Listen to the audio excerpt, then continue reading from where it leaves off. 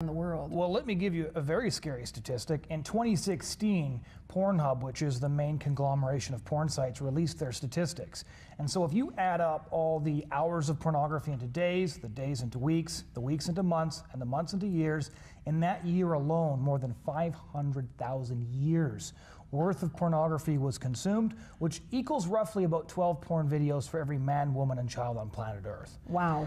This is a cultural plague that is so pervasive that it affects the lives of every single person, whether or not they're aware of it, and awareness is key on this issue. For sure, for sure. And I'm sure there's a lot of people out there who don't even know that that's out there, but they're coming in contact with people who do every single day. Well, very much so. So back in the day, if you wanted to look at pornography, right, you had to drive to a corner store and disguise yourself so nobody would know what you were buying, and then you'd have to hide the magazine because you didn't want people to know you were looking at it.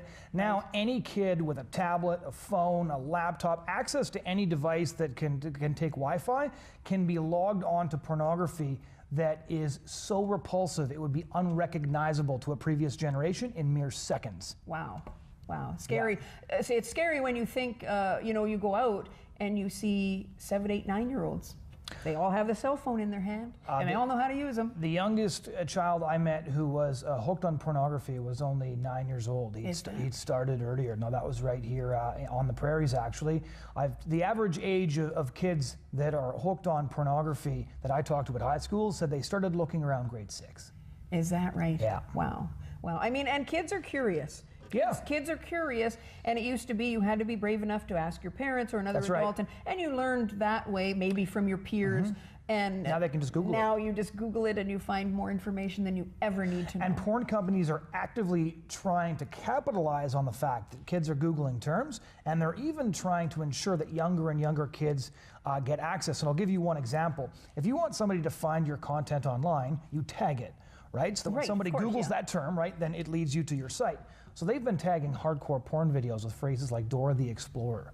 So that little kids who are Googling stumble across this stuff. So back in the day, pornography was much harder to get, and parents could sort of assume that, just as you say, they were going to learn what they learned from an older brother or their peers. Yeah. Now, if you don't have an active plan to prevent your kids from stumbling across pornography, they absolutely